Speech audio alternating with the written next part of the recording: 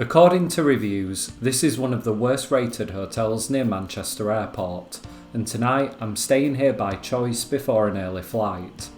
One night, no expectations, and definitely no refunds.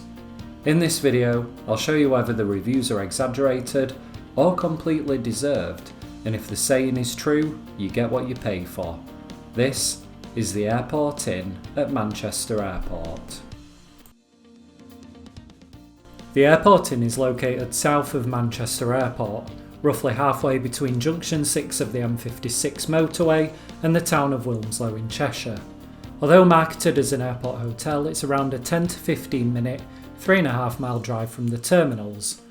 A bonus of the airport is that it backs onto the National Trust Quarry Bank site, with footpaths to the south side runway viewing area, where you can get some excellent views of aircraft taking off and landing. Let's pick up in the car park. Let's go get checked in. Hope the weather isn't a sign of things to come. A typical British summer's day. Rain. There are 55 parking spaces out front and they're offered free on a first come first served basis for the duration of your stay. You just need to register your car details at reception upon check-in. Longer stay parking packages can also be booked. The hotel offers a shuttle bus to the terminals at an extra charge and pre-booking is needed. Stepping inside and reception was very busy, but I was checked in very quickly and the service was friendly too. So I've been given room 307. Let's go see what this is like. There's no lift, so it's up some creaky stairs which could be bothersome if you've got luggage, to room 307. A double room for 2 people.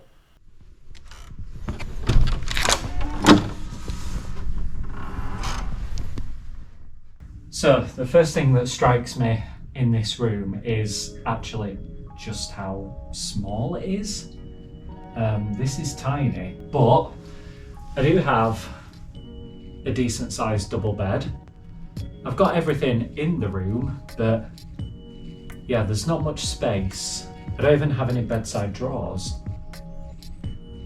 No, I've no bedside stand. Okay. Strange one. But yeah, incredibly small room. It's clean though. It smells nice, it's okay. I can, however, hear the sound of planes taking off, but hopefully that's not going to be much of an issue when it gets to 10 and 11 o'clock at night and I'm trying to get to sleep. I'm only using this as a bed to crash for the night because I'm going to be up at about 3 or 4 in the morning to get over to the airport, which is a few miles away. Now, the room facilities actually aren't that bad to say that it's a really small, tiny room. Obviously, there's no bedside drawers, which I find a little bit strange, especially because there's nowhere to put my phone at night. But what we've got, kettle, tea and coffee tray, and an absolutely massive telly. Like, compared to the size of the room, that's just huge. Like, it's really out of proportion to the rest of the room. But what I do like to see is there's plenty of tea, coffee, and milk. And then there's a little information leaflet there. A hairdryer, not that I'll be needing one. An ironing board, somewhere to stand your luggage on, although I can't really swing a cat around in here, so my bag's gonna have to go there, so then I don't know where I'm gonna put the ironing board. I'll have to figure that out. And there's a little hanging rail for your clothes. And then, as well as that, there's no air conditioning in this room. Now, the windows do open, but as you might be able to hear, planes are taking off. It's actually pretty loud outside. And it is double glazed, but instead what they do have is an electric fan. Now that is old school. Actually, is there air conditioning? Because I see a vent. So that must mean the panel is here? Oh. There's a plane taking off. That is loud. And it is TUI flight to Hurghada in Egypt. And then there's Egypt Air to Cairo about to take off as well. Yeah, that's quite loud. But let's just have a look, see if I can get this working.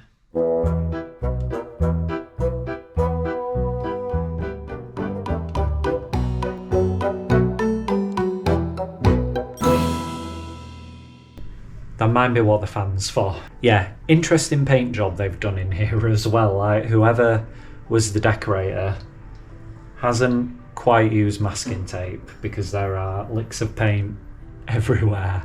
But you know what? It's alright. Let's have a look in the bathroom. And what I find really weird, even though I'm at a Manchester Airport hotel, there are pictures of Leeds on the wall.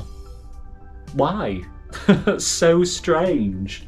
I walked in and I looked and I thought, oh my god, there's a picture of Bridgewater Place there, which I just thought that was really weird, it being in a Manchester hotel room. The bathroom was a real throwback. There was a toilet, sink with a large marble surround, giving plenty of surface and storage space, and a bath with a shower over.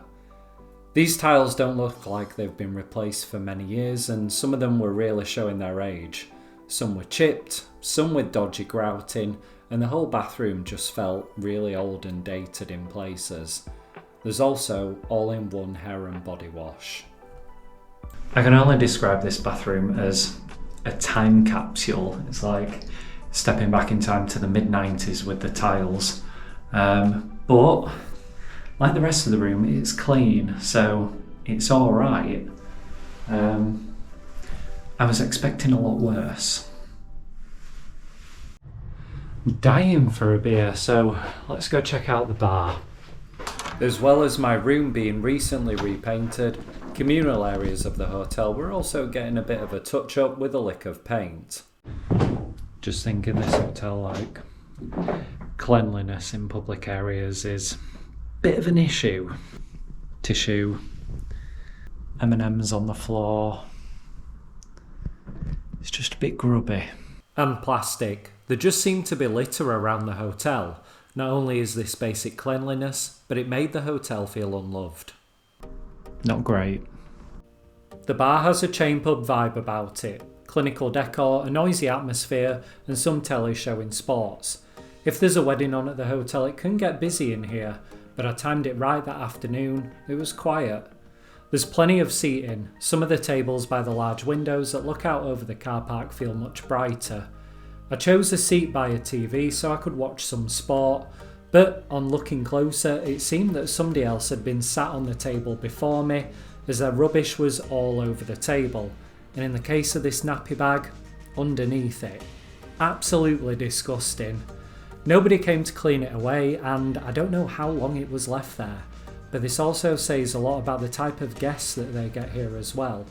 I quickly moved to another table. So I've swapped seats, gone for a burger. Let's see what turns up. The beer's pretty good though, like it's a decent pint and it's at £5.40, so price wise is about right. So it's not too bad. Cheers. Well, not getting ripped off for a pint despite being a captive audience is a positive, I suppose. When it came to food, I just ate in the bar. There is a restaurant on site, although it was closed in the evening of my stay. My guess is it only opens for breakfast, and as my flight departed at 5:50 in the morning, I'd be long gone by then. The menu is largely burgers, steak or gammon with chips, or pizza, again giving those chain pub vibes. A cheeseburger to play it safe, which looked good. The chips were the cheap frozen sort that had been chucked in a fryer, but the burger actually looked decent with a nice layer of melted cheddar on top. Not exactly fine dining, but appearances can be deceiving. Although it looked good, it was a very hard to chew, hard to swallow, tough meat kind of burger. It was difficult to get through.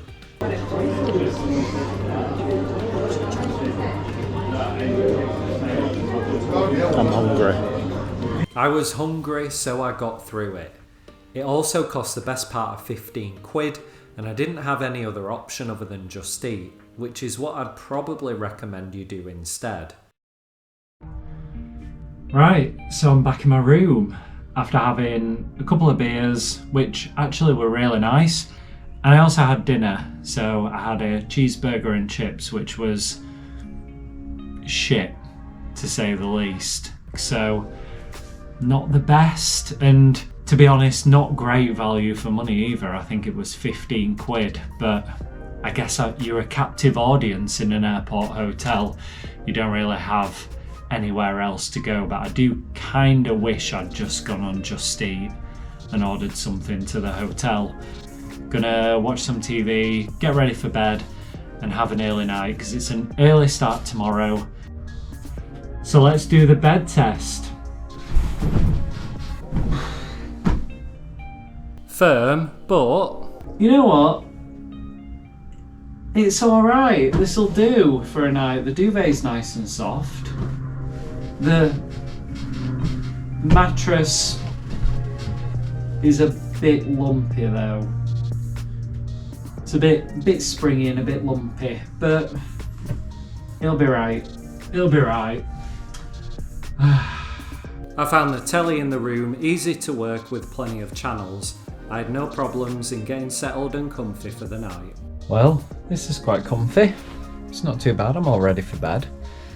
Let's see how well I sleep. So, I'll see you bright and early in the morning.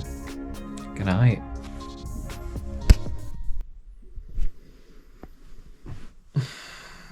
Good morning.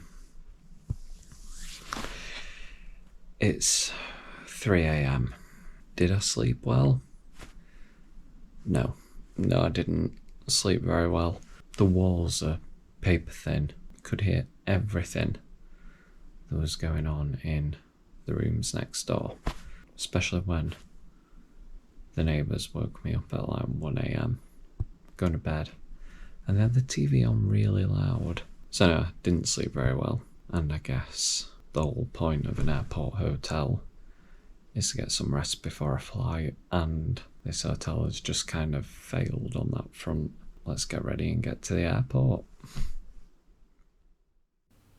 That's probably the least enthusiastic I've ever been to go and catch a plane.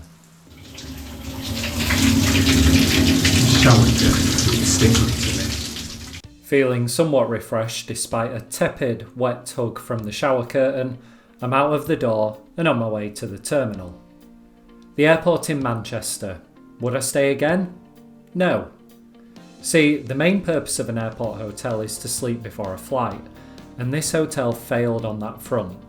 Communal area cleanliness left a lot to be desired, and the food wasn't great either. On the plus side, parking was available, my room was clean, and the staff were friendly. See, the Airport Inn is run by Britannia Hotels, a chain that often ranks bottom of UK consumer surveys like those done by Which. Despite operating notable buildings such as the Grand Hotel in Scarborough, the Adelphi in Liverpool, and the Britannia Hotel in Manchester in the redeveloped Watts Warehouse, frequent complaints about cleanliness, maintenance and service have harmed their reputation. I paid 69 quid for this night. However, nearby options like the Premier Inn and Holiday Inn Express generally offer better comfort and standards for budget travellers. Have you stayed here? Let me know in the comments what you thought. If you've made it this far in the video, please hit the like button or subscribe. In the meantime, check out more hotel videos like these. Thanks for watching. See you again soon.